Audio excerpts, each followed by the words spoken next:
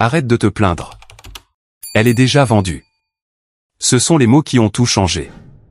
Mon fils Mike se tenait dans ma cuisine comme si l'endroit lui appartenait, les bras croisés, complètement indifférent à la dévastation qu'il venait de provoquer.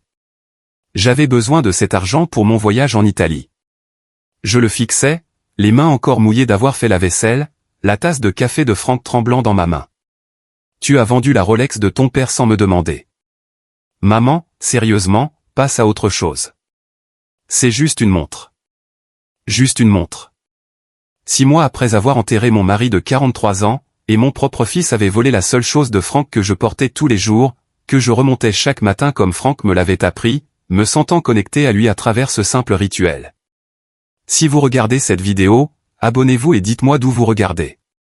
Le truc avec la trahison, c'est que ça a un goût amer, métallique, comme des pièces de monnaie sur la langue. Debout là, dans ma cuisine de Chicago, fixant mon fils de 42 ans, qui pensait apparemment que le deuil avait une date d'expiration, je l'ai goûté pleinement pour la première fois. Quelle boutique de prêt sur gage, ai-je demandé doucement. La femme de Mike, Ashley, a levé les yeux de son téléphone. Oh, bien. Elle redevient raisonnable maintenant. Sa voix dégoulinait de cette condescendance particulière qu'elle avait perfectionnée au fil des ans. Honnêtement, Dorothy, s'accrocher au bien matériel n'est pas sain. Franck ne voudrait pas que tu vives dans le passé. Ne me dis pas ce que Franck voudrait, ai-je pensé, mais je me suis mordu la langue. Ashley me disait ce que Franck voudrait depuis les funérailles. Généralement, chaque fois que cela impliquait que je leur donne quelque chose. Golden State Pawn sur l'avenue Milwaukee, a dit Mike en vérifiant sa montre.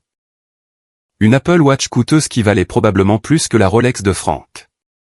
Ils m'ont donné 800. Pas mal pour quelque chose d'aussi vieux. 800 $ pour une Rolex submarinée de 1978 que Franck avait économisé pendant 3 mois d'heures supplémentaires pour l'acheter à la naissance de Mike. La montre que Franck a portée chaque jour de notre mariage, sauf le jour de sa mort, quand l'hôpital me l'a remise dans un sac en plastique avec son alliance. Cette montre valait au moins 3000 $, ai-je dit. Ashley a ricané. Dans quel univers? Elle ne fonctionnait même pas correctement. Parce que c'était moi qui la remontais, la maintenant en vie, maintenant Franck en vie d'une petite manière. Mais il ne comprendrait pas ça. Mike et Ashley vivaient dans un monde où tout avait un prix et rien n'avait de mémoire. Je vais la récupérer, ai-je annoncé. Bonne chance avec ça, a dit Mike en se dirigeant vers la porte. Nous décollons demain matin. Ashley prépare ce voyage depuis des mois. Ashley l'a suivi, s'arrêtant à la porte avec cette fausse expression de sympathie qu'elle arborait chaque fois qu'elle voulait paraître attentionnée. Dorothy, tu devrais vraiment envisager une thérapie. Cette obsession pour les affaires de Franck n'est pas normale. La porte a claqué, me laissant seul avec le goût amer de la trahison et le silence qui était devenu mon compagnon constant depuis la mort de Franck. Mais voici ce que Mike et Ashley ne savaient pas à propos de leur pathétique vieille mère. J'avais passé 40 ans comme directrice de banque. Je connaissais la différence entre abandonner et planifier stratégiquement, et j'en avais fini d'abandonner. La boutique de prêt sur gage était exactement ce à quoi je m'attendais, exiguë, poussiéreuse, avec le genre d'éclairage fluorescent qui donnait à tout un air maladif. L'homme derrière le comptoir avait les bras couverts de tatouages et l'expression lasse de quelqu'un qui avait entendu toutes les histoires tristes possibles. « Vous venez pour la Rolex ?» a-t-il demandé avant même que j'ouvre la bouche. « Comment le saviez-vous ?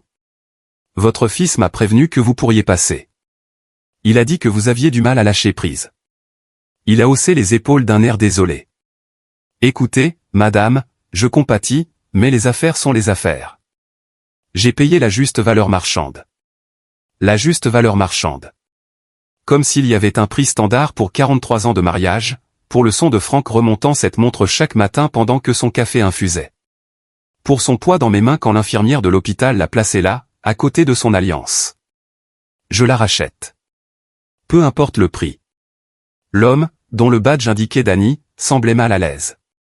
Elle est déjà vendue. Un type est venu ce matin, a payé en espèces.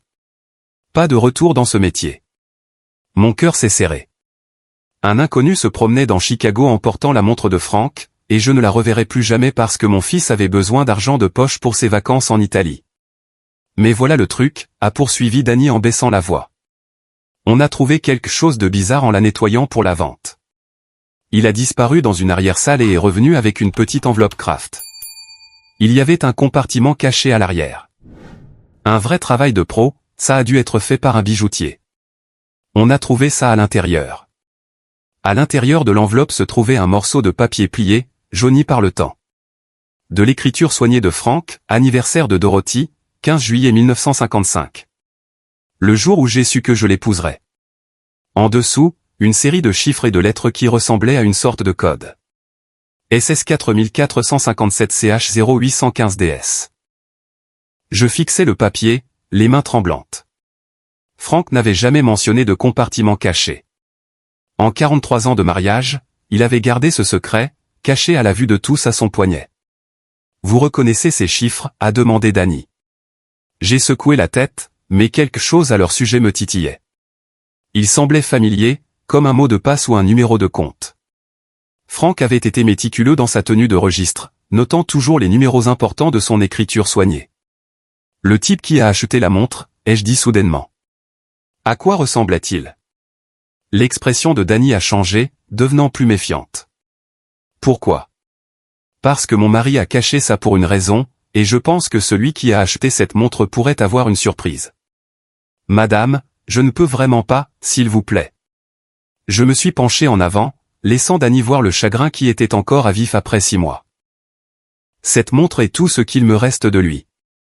Je ne vous demande pas d'enfreindre la loi. Je veux juste savoir si l'acheteur semblait au courant du compartiment. Danny est resté silencieux un long moment, étudiant mon visage. Finalement, il a soupiré. Il n'a pas dit grand-chose, mais quand j'ai mentionné qu'on avait trouvé quelque chose à l'intérieur, il est devenu très intéressé. Il a demandé si on l'avait ouvert. Un frisson m'a parcouru l'échine. Vous a-t-il donné un nom? Payé en espèces. Pas de paperasse requise pour les achats. Danny a fait une pause. Mais il a demandé spécifiquement des montres qui étaient arrivées récemment. Il a dit qu'il collectionnait les Rolex vintage. Quelqu'un avait cherché la montre de Frank spécifiquement. Mais pourquoi? Et comment savait-il pour le compartiment caché? J'ai remercié Danny et suis retourné à ma voiture, le morceau de papier brûlant dans mon sac à main comme un secret que je n'étais pas sûr de vouloir découvrir. Frank avait caché ça pendant 47 ans. Me l'avait caché à moi. Quoi d'autre mon mari avait-il caché? Cette nuit-là, je me suis assise au bureau de Frank dans ma chambre, entouré de 43 ans de dossiers financiers. Frank avait tout gardé. Relevé bancaire, déclaration de revenus, relevé de compte d'investissement, tout classé de sa manière précise et méthodique. Le code de la montre me fixait depuis le morceau de papier, SS 4457 CH 0815 DS. J'avais examiné chaque compte que nous possédions, chaque investissement, chaque coffre-fort. Rien ne correspondait à ces chiffres.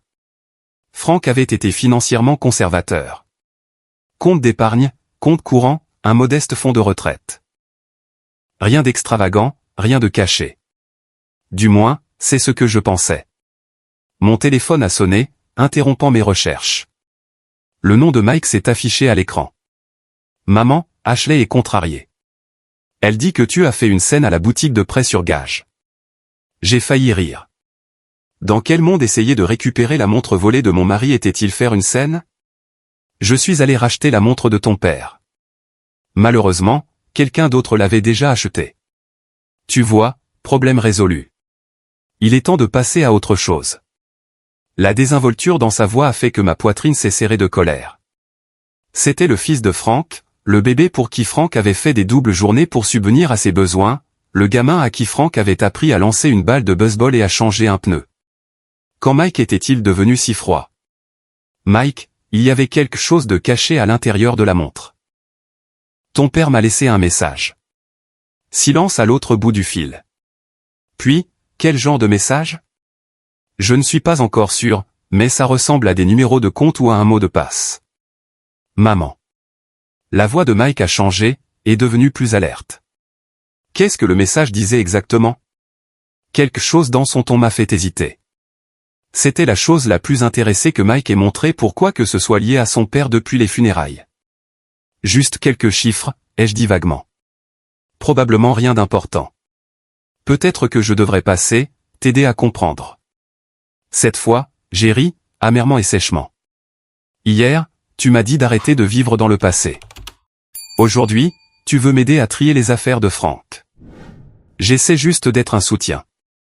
En volant sa montre. Mike a soupiré lourdement. D'accord, sois têtu, mais ne viens pas pleurer quand tu te rendras folle à chasser des fantômes. Après qu'il ait raccroché, j'ai fixé le téléphone. L'intérêt soudain de Mike était suspect, mais je ne comprenais pas pourquoi. Il avait clairement indiqué qu'il considérait les biens de Frank comme un sentimentalisme sans valeur. Sauf s'il n'était pas que du sentimentalisme. Je suis retourné au bureau, mais cette fois, je l'ai abordé différemment. Au lieu de chercher des comptes qui correspondaient au numéro, j'ai commencé à chercher des motifs. Frank avait été comptable avant sa retraite.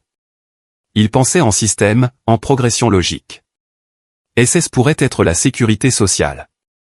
Le numéro de Frank commençait par 457, mais pas 4457.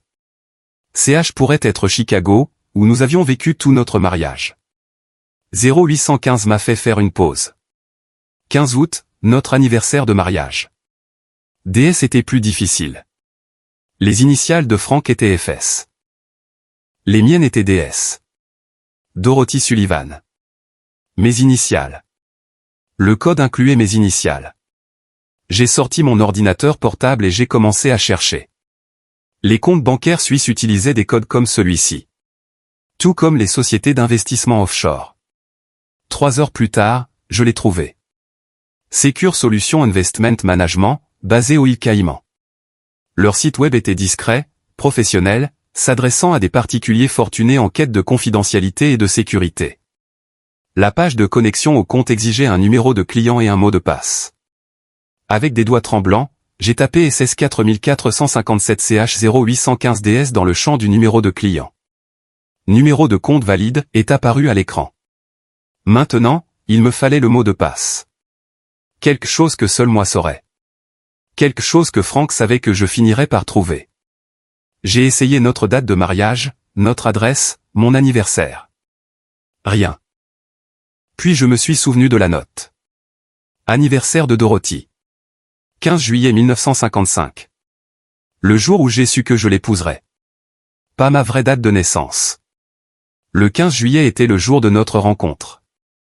Lors d'un bal d'été à Millennium Park, Frank disait toujours qu'il avait su ce soir-là qu'il m'épouserait un jour. J'ai tapé 071555 et j'ai retenu mon souffle. Accès accordé. L'écran qui s'est chargé ensuite m'a coupé le souffle. Solde actuel du compte, 2 847 029 $ et 67 cents. Frank m'avait caché près de 3 millions de dollars pendant tout notre mariage. J'ai fixé l'écran jusqu'à ce que les chiffres se gravent dans mes rétines. 2,8 millions de dollars sur un compte dont je n'avais jamais connu l'existence, dans une banque dont je n'avais jamais entendu parler, caché par un mari qui avait passé 43 ans à me convaincre que nous vivions d'un chèque de paie à l'autre. Chaque dispute que nous avions eue à propos de l'argent, chaque fois que j'avais découpé des coupons ou acheté des produits génériques ou rapiécé les chemises de travail de Frank au lieu d'en acheter de nouvelles, tout cela pendant qu'il avait des millions sur un compte offshore. Mon premier instinct a été la colère. Une rage pure et brûlante face à la tromperie, au mensonge par omission, à 43 ans passés à me demander si nous aurions assez pour la retraite alors que Frank mettait secrètement une fortune de côté. Mais ensuite, j'ai cliqué sur l'historique du compte. Le premier dépôt a été effectué en 1982, 3 ans après la naissance de Mike. 5 000 $. La note indiquait, investissement initial héritage, FS. Héritage. Frank n'avait jamais mentionné d'héritage. J'ai parcouru des années de dépôt, tous relativement modestes, 500 ici, 1000 là. Des contributions régulières qui expliquaient pourquoi Frank avait été si prudent avec notre budget familial. Il ne cachait pas d'argent de nos revenus. Il construisait systématiquement quelque chose de séparé. Les dépôts ont continué régulièrement jusqu'en 2008, puis ont bondi de façon spectaculaire. Au lieu de centaines de dollars, Frank déposait 10 000 et 20 000 à la fois. La note sur ces dépôts plus importants m'a glacé le sang. Liquidation immobilière, propriété de Chicago. Frank avait acheté et vendu des biens immobiliers à mon insu.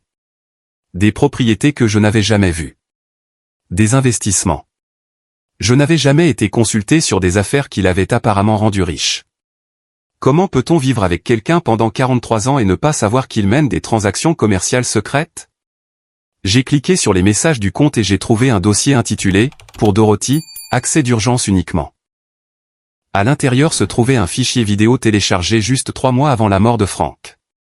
J'ai hésité avant de cliquer sur lecture. Quoi que Frank ait à dire sur cette fortune secrète, je n'étais pas sûr d'être prête à l'entendre. Mais j'étais seul dans notre chambre à minuit. Mon fils avait volé le seul indice de ce mystère, et j'étais apparemment riche au-delà de mes rêves les plus fous. Prête ou non, j'avais besoin de réponses. Le visage de Frank a rempli l'écran, l'air plus vieux et plus fatigué que dans mon souvenir. Il était assis dans son bureau au travail, ayant probablement enregistré cela pendant sa pause déjeuner. « Dorothy, si tu regardes ça, c'est que je ne suis plus là. Et que quelque chose a mal tourné. » Sa voix était stable, mais ses yeux semblaient tristes. « J'espérais que tu n'aurais jamais besoin d'accéder à ce compte, que nous vieillirions ensemble, et que je finirais par t'en parler un jour autour d'un dîner. » Il a fait une pause, se frottant le visage du même geste qu'il utilisait chaque fois qu'il travaillait sur un problème difficile. « L'argent n'est pas à moi, ma chérie. C'était celui de mon père, caché avant sa mort en 1981. Il m'a fait promettre de le garder secret, de le protéger, de ne l'utiliser que si notre famille était un jour en réel danger. Le père de Frank était mort quand Mike avait 2 ans. Je me souvenais que Frank avait été dévasté, je me souvenais du modeste héritage qui avait remboursé notre hypothèque. Apparemment, il y avait eu bien plus que cela. Mon père a vu ce que la dépression a fait aux familles, à quelle vitesse la stabilité pouvait disparaître. Il voulait s'assurer que ses petits-enfants seraient toujours protégés, quoi qu'il arrive. Frank a regardé directement dans la caméra et j'ai eu l'impression qu'il était assis juste à côté de moi.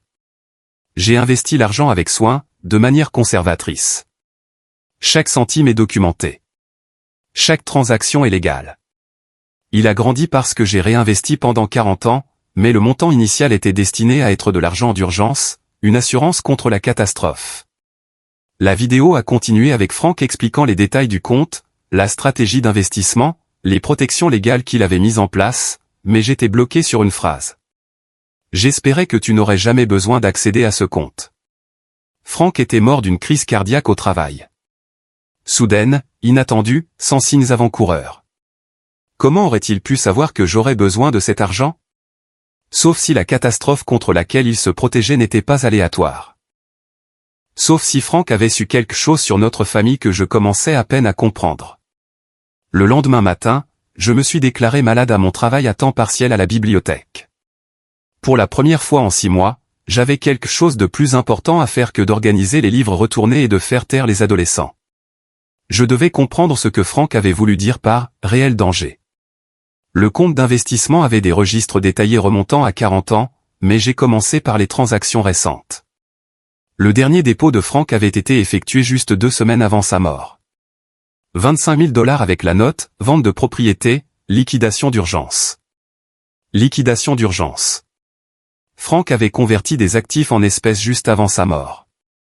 J'ai passé la matinée à rechercher chaque transaction immobilière que Frank avait faite. L'homme avec qui j'avais été marié pendant 43 ans avait apparemment été un magnate de l'immobilier secret, achetant et vendant des propriétés dans tout Chicago avec de l'argent que je ne savais pas que nous avions. Mais voici ce qui m'a glacé le sang. Chaque propriété que Frank avait vendue l'année dernière avait été achetée par le même acheteur, une société appelée Sullivan Investment LLC. Sullivan était aussi le nom de famille de Mike. J'ai attrapé mon téléphone et j'ai appelé mon neveu Danny, qui travaillait dans l'immobilier. Si quelqu'un connaissait les transactions immobilières à Chicago, ce serait Danny. Tante Dot, comment vas-tu? Je vais bien, mon chéri. Écoute, j'ai besoin de te demander quelque chose. As-tu déjà entendu parler d'une société appelée Sullivan Investment LLC? Danny est resté silencieux un moment. En fait, oui. Ils ont été assez actifs ces derniers temps, achetant des propriétés dans de bons quartiers. Des transactions en espèces, rapides. Pourquoi? Sais-tu qui possède la société? Je peux le découvrir. Donne-moi 1 heure. J'ai passé cette heure à fouiller plus attentivement le bureau de Frank, à la recherche de toute documentation sur ces transactions immobilières. Caché au fond de son classeur, derrière 40 ans de déclaration de revenus, j'ai trouvé un dossier marqué « Police d'assurance ». Mais au lieu de documents d'assurance, le dossier contenait des contrats, des titres de propriété et de la correspondance liée aux investissements de Frank. Au bas de la pile se trouvait une lettre qui a fait trembler mes mains. Elle provenait d'un détective privé, daté de 6 mois avant la mort de Frank. Monsieur Sullivan, suite à votre demande, j'ai terminé l'enquête sur les activités financières de votre fils, Michael Sullivan. Mes conclusions sont préoccupantes. Votre fils a accumulé environ 180 000 $ de dettes de jeu auprès de plusieurs sites de paris offshore. Il a également contracté plusieurs prêts à taux d'intérêt élevés contre son entreprise en utilisant des informations frauduleuses sur ses revenus et ses actifs. Plus préoccupantes sont les demandes que Monsieur Sullivan a faites concernant votre succession. Il a contacté 3 avocats différents pour s'informer sur le droit des successions et la procédure de contestation des testaments. Il s'est également renseigné sur les procédures de procuration et les établissements de soins pour personnes âgées. Je crois que votre fils prévoit de vous faire déclarer incompétent afin de prendre le contrôle de vos biens. Les documents que j'ai découverts suggèrent qu'il étudie cette option depuis plusieurs mois. Je vous recommande de prendre des mesures immédiates pour protéger vos actifs et assurer la sécurité financière de votre femme. Cordialement, Thomas Chen, détective privé. Mon téléphone a sonné. C'était Danny. Tante, tu ne vas pas le croire. Sullivan Investment LLC appartient à Mike Sullivan. Ton Mike. J'ai fermé les yeux, les pièces du puzzle se mettant enfin en place. Frank ne me cachait pas d'argent. Il le cachait à Mike. Chaque vente de propriété, chaque dépôt en espèces, chaque liquidation d'urgence avait été Frank déplaçant systématiquement des actifs hors de la portée de Mike. Frank avait su que son propre fils prévoyait de nous voler. Mais Frank était mort avant de pouvoir m'avertir, ne laissant que le compartiment caché de sa montre comme indice pour trouver la vérité. Mon fils n'avait pas volé la Rolex de Frank pour de l'argent de vacances. Il l'avait volée parce qu'il cherchait exactement ce que j'avais trouvé, l'accès à la fortune cachée de Frank. Et maintenant que Mike savait que j'avais trouvé quelque chose dans la montre, il n'arrêterait pas avant d'avoir compris ce que c'était. J'étais encore assise sur la chaise de Frank, fixant le rapport du détective privé, quand j'ai entendu la clé d'Ashley dans ma porte d'entrée. Elle avait un double depuis les funérailles, soi-disant pour prendre de mes nouvelles quand Mike travaillait. Maintenant, je comprenais qu'elle vérifiait les actifs de Frank. Dorothy, tu es là. La voix d'Ashley a résonné dans la maison. Artificiellement douce. Mike et moi sommes passés avant d'aller à l'aéroport. J'ai rapidement repoussé le rapport de l'enquêteur dans le dossier et minimisé le compte offshore sur l'écran de mon ordinateur portable. Quel que soit le jeu auquel Mike et Ashley jouaient, je devais comprendre les règles avant de révéler ma main. Dans la chambre, ai-je répondu. Ils sont apparus dans l'embrasure de la porte quelques instants plus tard. Mike portait une petite valise et Ashley une tenue qui criait « Vacances de luxe ». Ses lunettes de soleil de créateur coûtaient probablement plus cher que le loyer de la plupart des gens. Je voulais juste dire au revoir, a dit Mike, mais ses yeux parcouraient le bureau de Frank, faisant l'inventaire des papiers étalés autour de moi. Sur quoi travailles-tu? Je trie les affaires de ton père, ai-je dit prudemment. Il y a tellement de choses que je ne savais pas, Ashley s'est approchée, son regard fixé sur l'écran de mon ordinateur portable. Tu as trouvé quelque chose d'intéressant? La question semblait désinvolte, mais j'ai surpris l'attention vive dans sa voix. Ce n'étaient pas des visites de courtoisie. C'étaient des missions de reconnaissance. Juste de vieux relevés bancaires et des déclarations de revenus. Ton père était très minutieux avec sa paperasse. Mike s'est légèrement détendu. Ouais, papa était obsédé par la tenue de registre. Il a probablement gardé chaque reçu des 20 dernières années. En fait, ai-je dit, décidant de tester leur réaction. J'ai trouvé quelque chose d'étrange. Ton père avait une sorte de compte d'investissement que je ne connaissais pas. Rien de majeur, juste quelques milliers. Le changement dans leurs deux expressions a été immédiat et sans équivoque. Mike s'est avancé, essayant de paraître décontracté, mais échouant complètement. Un compte d'investissement? Quel genre? Je ne suis pas encore sûr. La paperasse est déroutante. Je devrais peut-être engager un comptable pour m'aider à comprendre. Ashley a échangé un rapide regard avec Mike. On pourrait t'aider avec ça. Mike est doué avec les documents financiers. Je parie qu'il l'est, ai-je pensé, me souvenant du rapport du détective privé sur les dettes de jeu de Mike et ses demandes de prêts frauduleuses. C'est très gentil. Mais j'ai déjà pris rendez-vous avec l'ancien cabinet comptable de Frank. Ils sauront comment gérer ses investissements correctement. La mâchoire de Mike s'est crispée. Maman, ces types facturent $300 de l'heure. Je peux regarder la paperasse gratuitement. Je peux me permettre $300 de l'heure, Mike. Le silence qui a suivi était chargé de tension. Le masque de préoccupation d'Ashley glissait, révélant la femme calculatrice en dessous. Mike vibrait pratiquement d'énergie frustrée. On devrait probablement y aller, a finalement dit Ashley. On ne veut pas rater notre vol. Mais Mike n'a pas bougé. Maman, à propos du message que tu as trouvé dans la montre de papa. Peut-être que je devrais jeter un œil à ces chiffres avant notre départ, juste pour m'assurer que ce n'est pas quelque chose d'important. Quels chiffres?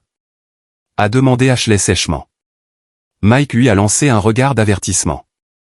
Maman a trouvé une sorte de code dans la montre. Probablement rien, mais on ne sait jamais. Maintenant, Ashley était pleinement alerte, son excitation de vacances remplacée par une concentration laser. Quel genre de code? Je me suis levé lentement, utilisant toute ma hauteur pour regarder ma belle-fille de haut. Le genre qui ne te regarde pas, le visage d'Ashley est devenu rouge. Pardon? Tu m'as entendu. Mon mari m'a laissé un message privé. Privé étant le mot-clé. Maman. Mike s'est interposé entre nous, sa voix prenant ce ton condescendant que j'avais appris à détester. Nous sommes une famille. Il n'y a pas besoin de secrets. Des secrets. J'ai failli rire de l'ironie. Comme les dettes de jeu secrètes ou la société secrète que tu utilises pour acheter des propriétés avec de l'argent que tu n'as pas. Le sang a quitté le visage de Mike. La bouche d'Ashley est tombée ouverte. Je ne sais pas de quoi tu parles, a dit Mike, mais sa voix était tremblante maintenant. Sullivan Investment LLC, ça te dit quelque chose? J'ai regardé leurs deux visages pâlir. Ton père savait, Mike. Il savait tout. Ashley s'est ressaisie la première, sa voix devenant vicieuse. Espèce de vieille folle. Tu ne sais rien. Je sais que ton mari doit $180 000 à des sites de jeux offshore. Je sais qu'il a fait des recherches sur la façon de me faire déclarer incompétente, et je sais qu'il planifie ça depuis des mois. Mike s'est affalé contre le cadre de la porte comme si on lui avait coupé les ficelles. Le combat l'a complètement quitté. Comment, a-t-il chuchoté. Ton père a engagé un détective privé. Chaque mensonge, chaque dette, chaque plan que tu as fait pour nous voler. Tout est documenté. J'ai marché jusqu'au bureau et j'ai sorti le rapport de l'enquêteur, regardant le visage de Mike alors qu'il reconnaissait le papier à en tête. Frank m'a protégé de toi, même après sa mort. Ce code qui t'intéresse tant, c'est la clé de plus d'argent que tu n'en as jamais rêvé. De l'argent qui ne t'appartiendra jamais. Ashley a attrapé le bras de Mike. Nous devons partir maintenant. Mais Mike me fixait avec quelque chose qui ressemblait à du respect pour la première fois depuis des années. Il savait vraiment. Il savait que son fils prévoyait de voler sa propre mère. Quel genre d'homme cela fait-il de toi, Mike? Pour un bref instant, Mike a ressemblé au petit garçon que j'avais élevé, confus et honteux. Puis la poigne d'Ashley sur son bras s'est resserrée, et le moment est passé. Ce n'est pas fini, a sifflé Ashley alors qu'il se dirigeait vers la porte. Si, ça l'est, ai-je crié après eux.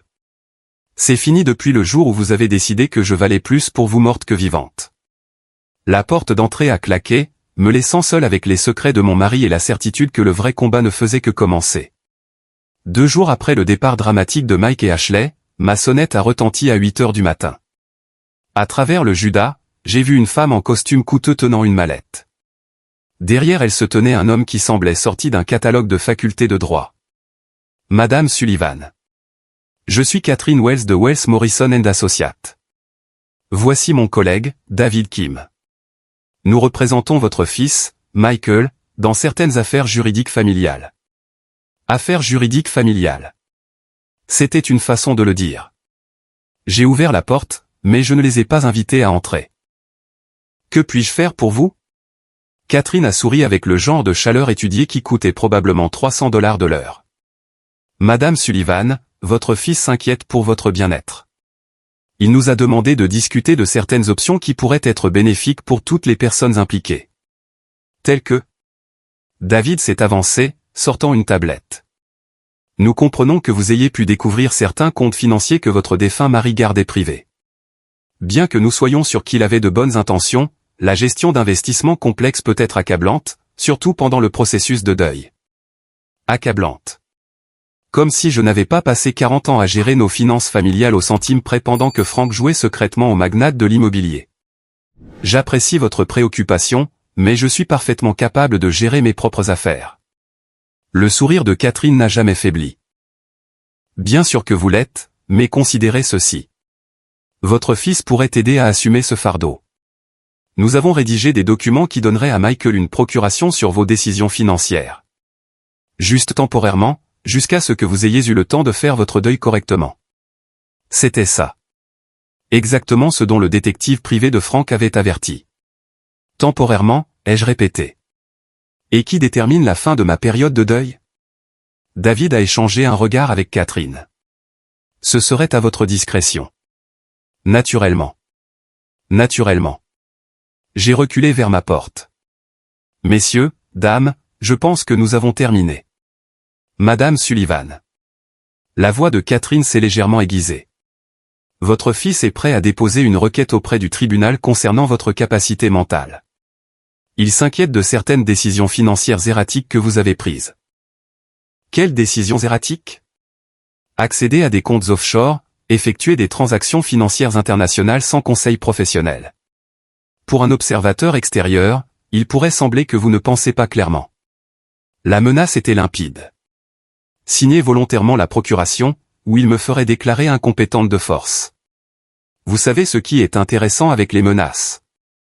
Ai-je demandé en m'appuyant contre le cadre de ma porte. Elle ne fonctionne que si la personne que vous menacez n'a pas de meilleurs avocats que vous. Le masque professionnel de Catherine a légèrement glissé. Je vous demande pardon? J'ai dit que vous pouviez dire à mon fils que son plan ne fonctionnera pas. Franck m'a laissé plus que de l'argent. Il m'a laissé une protection. J'ai fermé la porte à leur nez et j'ai immédiatement appelé le numéro que j'avais trouvé dans les dossiers cachés de Franck. Thomas Chen, le détective privé, a répondu à la deuxième sonnerie. Monsieur Chen, c'est Dorothy Sullivan, la veuve de Frank Sullivan. Madame Sullivan, j'attendais votre appel. Franck m'a dit que vous pourriez avoir besoin de mes services un jour. Vraiment? Il y a environ 6 mois, Franck m'a demandé de préparer un dossier de défense juridique complet au cas où quelqu'un tenterait de contester votre compétence ou votre droit à ses biens. Tout est prêt. Franck avait 3 longueurs d'avance, même dans la mort. À quel point est-ce prêt? Madame Sullivan, quand j'aurai fini de présenter les preuves des dettes de jeu de votre fils, de ses demandes de prêts frauduleuses et de ses tentatives de manipulation de membres âgés de la famille, il aura de la chance s'il n'encourt pas de poursuites pénales. Pour la première fois depuis des mois, j'ai souri sincèrement. Monsieur Chen, je pense qu'il est temps de passer quelques appels. Le bureau de Thomas Chen se trouvait dans un immeuble élégant du centre-ville qui criait « Service juridique coûteux ». Mais alors que j'étais assise en face de lui, examinant le dossier de défense de Franck, j'ai réalisé que mon mari avait planifié cette confrontation bien avant sa mort. Votre mari était minutieux, a dit Thomas, étalant des documents sur son bureau en acajou. Relevé bancaire montrant les pertes de jeu de Mike, enregistrements audio de lui discutant de plans pour vous faire déclarer incompétente, même des photographies de lui rencontrant des avocats spécialisés en planification successorale. Des enregistrements audio. Thomas a hoché la tête sombrement. Franck soupçonnait que Mike préparait quelque chose. Il a donc fait installer des micros dans votre maison l'année dernière. Complètement légal puisque c'était sa propre propriété. J'ai pensé à toutes les conversations que Mike et Ashley avaient eues dans ma cuisine au cours des 6 derniers mois. Chaque commentaire méprisant sur mon état mental, chaque calcul sur les actifs de Franck, chaque blague cruelle sur le fait de me mettre dans une maison de retraite. Franck avait tout entendu. Il y a plus, a poursuivi Thomas. Franck a également découvert qu'Ashley vous a systématiquement isolé de votre famille et de vos amis. Elle a raconté aux gens que vous deveniez sénile, que vous aviez besoin de supervision. Les pièces se sont assemblées. Pourquoi ma belle-sœur avait cessé d'appeler? Pourquoi les voisins semblaient gênés quand ils me voyaient? Pourquoi mes amis du club de lecture m'avaient traité comme si j'étais fragile? Ashley avait mené une campagne de rumeurs, préparant le terrain pour la contestation juridique de Mike. Quelle est l'étendue des preuves? Assez étendue pour détruire toute contestation de compétences et probablement les envoyer tous les deux en prison pour maltraitance de personnes âgées et tentative de fraude. Thomas a sorti un épais dossier. Mais il y a autre chose. Franck a laissé des instructions spécifiques sur ce qu'il fallait faire si jamais vous aviez besoin d'accéder aux comptes offshore. Il m'a tendu une enveloppe scellée avec mon nom écrit de l'écriture soignée de Frank. À l'intérieur se trouvait une lettre datée d'une semaine seulement avant la mort de Frank. Ma très chère Dorothy, si tu lis ceci, c'est que Mike a montré sa vraie nature, et que tu as découvert le conte que je construis depuis 40 ans. Je suis désolé de ne pas avoir pu tant parler de mon vivant, mais je devais le protéger de Mike jusqu'à ce que le moment soit venu. L'argent n'est pas seulement un héritage. C'est la justice. Chaque centime provient d'investissements que j'ai faits en utilisant des informations que Mike pensait nous cacher. Quand il a lancé sa société immobilière, il se vantait de ses affaires internes et de ses investissements garantis. Ce qu'il ne savait pas, c'est que j'écoutais et que j'investissais dans les mêmes opportunités avec de l'argent dont il ignorait l'existence. Mike a financé sa propre chute sans le savoir. Chaque propriété qu'il a revendue, j'en ai acheté 3 autres dans le même quartier. Chaque conseil boursier qu'il a mentionné, j'y ai investi avec l'argent de notre héritage initial. Le compte offshore existe parce que j'ai utilisé la propre cupidité de Mike contre lui. Maintenant, c'est à ton tour d'utiliser sa cupidité contre lui. Thomas a pour instruction de faire les transferts de compte immédiatement. Au moment où tu liras cette lettre, tu auras une indépendance financière que Mike ne pourra jamais toucher, mais plus important encore, tu auras le pouvoir de choisir comment cela se termine. Tu peux lui pardonner, prendre soin de lui malgré sa trahison et espérer qu'il apprenne à être un homme meilleur, ou tu peux le laisser faire face aux conséquences d'avoir essayé de voler sa propre mère. Le choix t'appartient, mon amour. Il t'a toujours appartenu. Pour toujours à toi, Frank. J'ai posé la lettre, les mains tremblantes. Frank ne m'avait pas seulement protégé de Mike. Il avait orchestré la chute de Mike en utilisant les propres stratagèmes de Mike contre lui. Madame Sullivan. Thomas m'observait attentivement. Êtes-vous prête à continuer? J'ai pensé à Mike petit garçon, excité pour son premier jour d'école. Puis j'ai pensé à lui, debout dans ma cuisine il y a 2 jours, me traitant de vieille folle pendant que sa femme me menaçait. Certains ponts, une fois brûlés, ne peuvent être reconstruits. Monsieur Chen, je veux que vous déposiez chaque élément de preuve que nous avons auprès des autorités compétentes, et je veux que vous le fassiez aujourd'hui. Le lendemain matin a apporté le chaos dans mon quartier tranquille de Chicago. Je sirotais un café et lisais le journal quand 3 VUS noirs se sont garés devant la maison de Mike et Ashley de l'autre côté de la rue. Des hommes en coupe-vent du FBI ont commencé à sortir des boîtes de leur porte d'entrée. Mon téléphone a sonné immédiatement. Maman. La voix de Mike était paniquée, désespérée. Que as-tu fait? Je me suis protégé, ai-je dit calmement, regardant par la fenêtre de ma cuisine les agents chargés des ordinateurs et des classeurs dans leur véhicule. Ce que tu aurais dû faire pour ta famille au lieu d'essayer de la voler. Tu ne comprends pas. Ça va nous détruire. Vous vous êtes détruit vous-même. Je n'ai fait que le documenter. La voix d'Ashley est passée par le téléphone, stridente et en colère. Espèce de vieille sorcière vengeresse. Nous essayons de t'aider. En volant la montre de mon mari. En prévoyant de me faire déclarer incompétente. En répandant des mensonges sur ma santé mentale pour m'isoler de mes amis et de ma famille. La ligne est devenue silencieuse, à l'exception de la respiration saccadée d'Ashley. Frank savait tout, Mike. Chaque dette, chaque mensonge, chaque plan que tu as fait pour nous voler. Il a passé la dernière année de sa vie à me protéger de son propre fils. Papa n'aurait pas, ton père a engagé un détective privé pour documenter ton addiction aux jeux et tes plans pour voler mon héritage. Il a fait installer des micros dans notre maison pour pouvoir enregistrer chaque conversation que vous aviez sur le fait de me mettre dans une maison de retraite. J'ai entendu Mike émettre un son comme un animal blessé. Le FBI saisit les dossiers de ton entreprise parce que les preuves de Frank montrent que tu as utilisé des informations frauduleuses pour obtenir des prêts. L'IRS vous contrôle parce que vous avez caché des revenus. Et le bureau du procureur de l'État enquête sur vous pour maltraitance de personnes âgées. Maman, s'il te plaît. La voix de Mike s'est brisée. Je n'ai jamais voulu que ça aille aussi loin. Quand est-ce que ça a commencé, Mike? Quand as-tu décidé que ta mère valait plus pour toi morte que vivante? Long silence. Quand Mike a de nouveau parlé, sa voix était à peine un murmure. Quand j'ai réalisé que papa nous cachait de l'argent. J'ai vu des papiers dans son bureau à Noël dernier, des références à des comptes dont je n'avais jamais entendu parler. J'ai pensé. J'ai pensé que si vous mouriez tous les deux, tout me reviendrait automatiquement. L'honnêteté était brutale, mais d'une certaine manière plus propre que les mois de mensonges et de manipulation. Tu avais tort. Frank s'est assuré que tout serait protégé de toi. Combien? A demandé Mike. Combien a-t-il caché? Assez pour m'assurer de ne jamais avoir à dépendre d'une famille qui me voit comme un fardeau. J'ai raccroché et j'ai regardé par la fenêtre les agents du FBI escorter Mike et Ashley vers des voitures séparées. Ashley criait sur les agents, exigeant probablement des avocats et menaçant de poursuites. Mike avait juste l'air brisé. Mon téléphone a de nouveau sonné. Cette fois, c'était ma voisine, Madame Patterson. Dorothy, je voulais juste appeler pour m'excuser. Ashley m'a dit que vous aviez des problèmes de mémoire et je l'ai cru. J'aurais dû vous parler directement. Ce n'est rien, Hélène. Ashley peut être très convaincante. Est-ce vrai ce qu'ils disent? Que Mike prévoyait de te voler?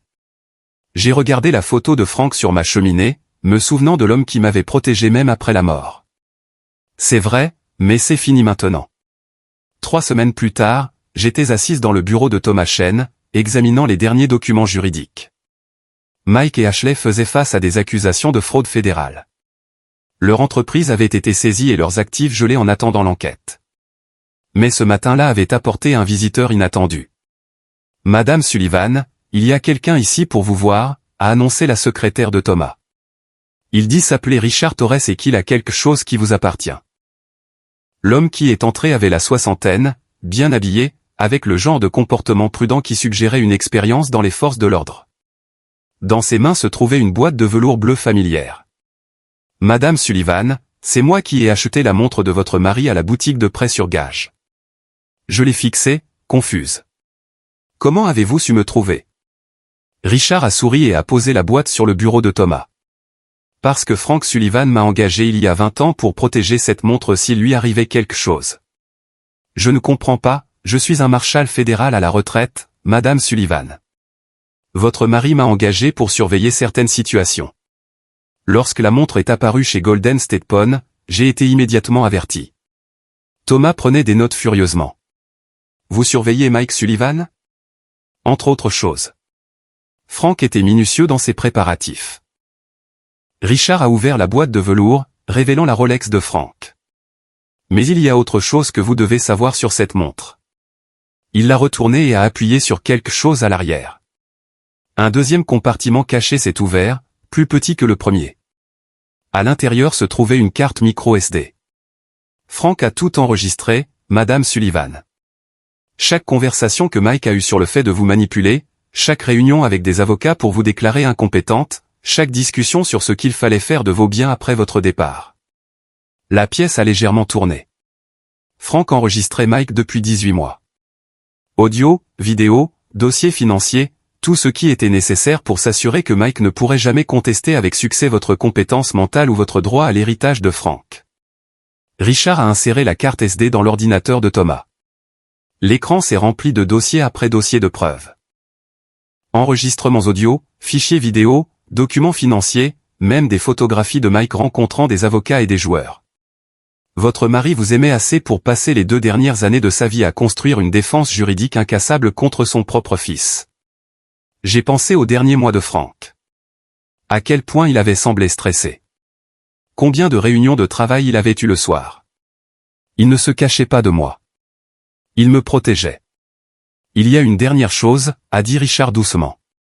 Frank a laissé des instructions spécifiques sur ce qu'il fallait faire si Mike essayait un jour de vous faire déclarer incompétente. Il a sorti une enveloppe scellée marquée « Instruction finale, plan de protection de Dorothy ». À l'intérieur se trouvait un document qui m'a coupé le souffle.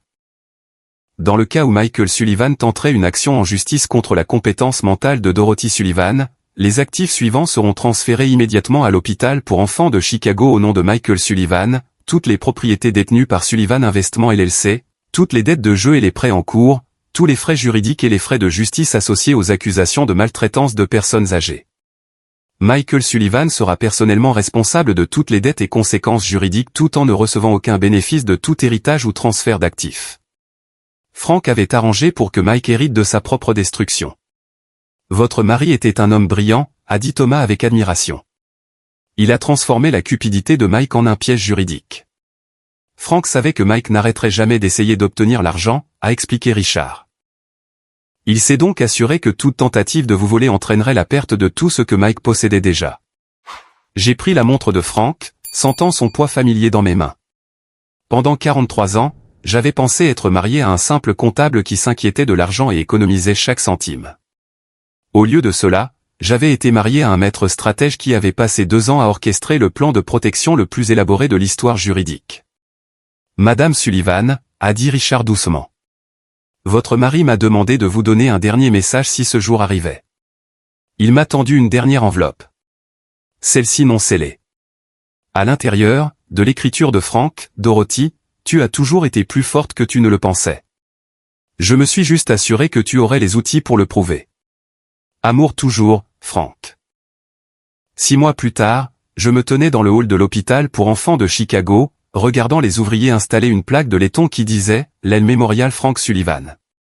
Le fonds de Frank, financé par Dorothy Sullivan, avait été plus que suffisant pour assurer mon avenir et financer l'agrandissement de l'hôpital dont il avait toujours rêvé.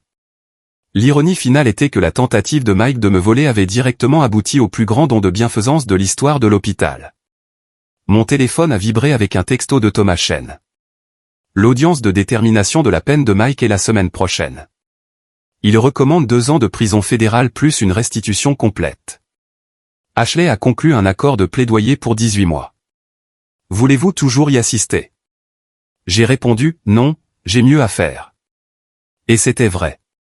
À 73 ans, je vivais enfin la vie que Frank avait protégée pour moi. J'avais acheté une petite maison près du lac, rejoint 3 clubs de lecture et commencé à faire du bénévolat à l'hôpital 2 fois par semaine. Pour la première fois depuis des décennies, je prenais des décisions basées sur ce que je voulais, et non sur ce que ma famille attendait. Ma sonnette a retenti alors que je préparais le dîner. À travers le Judas, j'ai vu une jeune femme avec les yeux de Mike et un sourire nerveux. Grand-mère Dorothy, c'est Melissa, la fille de Mike. Je ne l'avais pas vue depuis les funérailles de Frank. Quand elle terminait l'université et commençait son premier emploi, Ashley s'était assurée de me couper des petits-enfants ainsi que de tout le monde. J'ai ouvert la porte. Melissa, quelle surprise. Je sais que j'aurais dû appeler d'abord. Elle se tordait les mains nerveusement. J'ai entendu parler de papa et d'Ashley, de ce qu'ils t'ont fait. Je voulais m'excuser. Tu n'as rien à te reprocher. Si, pourtant. Je savais que quelque chose n'allait pas. Papa posait sans cesse des questions bizarres sur les finances de grand-père Frank, et Ashley faisait toujours des commentaires sur ta mémoire. J'aurais dû dire quelque chose. J'ai étudié le visage de ma petite fille, y voyant l'honnêteté de Frank ainsi que les traits de Mike. Entre, ma chérie. Parlons. Au dîner, Melissa m'a parlé de son nouveau travail d'enseignante en école primaire, de ses fiançailles avec un jeune médecin, et de sa culpabilité concernant les crimes de son père. Je n'arrête pas de penser que je devrais lui rendre visite en prison, a-t-elle dit. Mais je suis tellement en colère contre ce qu'il t'a fait. La colère est normale, mais Mike est toujours ton père. Comment peux-tu ne pas le détester? J'ai pensé à la lettre de Frank, au choix qu'il m'avait donné entre le pardon et la justice. Parce que la haine signifierait qu'il a encore du pouvoir sur moi. Je choisis la paix à la place. Les yeux de Melissa se sont remplis de larmes. Tu m'as tellement manqué. Ashley a dit à tout le monde que tu perdais la tête, que tu ne voulais plus nous voir. Je n'ai jamais cessé de vouloir te voir, et je ne le ferai jamais. Alors que Melissa m'aidait à débarrasser la vaisselle, elle s'est arrêtée devant la photo de Frank sur la cheminée. Je me suis toujours demandé pourquoi grand-père Frank portait cette montre tous les jours. Il devait vraiment l'aimer. J'ai souri, pensant aux 2 compartiments cachés, au compte offshore, au plan de protection élaboré qui m'avait sauvé la vie. Il aimait ce qu'elle protégeait. Cette nuit-là, après le départ de Melissa avec des promesses de visites hebdomadaires, je me suis assise sur mon porche arrière, regardant le coucher de soleil sur le lac Michigan. La montre de Frank était à mon poignet, indiquant l'heure parfaite. Il était parti depuis 8 mois, mais d'une certaine manière, il prenait encore soin de moi. Les plus grandes histoires d'amour ne parlent pas de passion ou de romance. Elles parlent de protection. De quelqu'un qui vous aime assez pour mener des batailles dont vous ne savez même pas que vous les affrontez.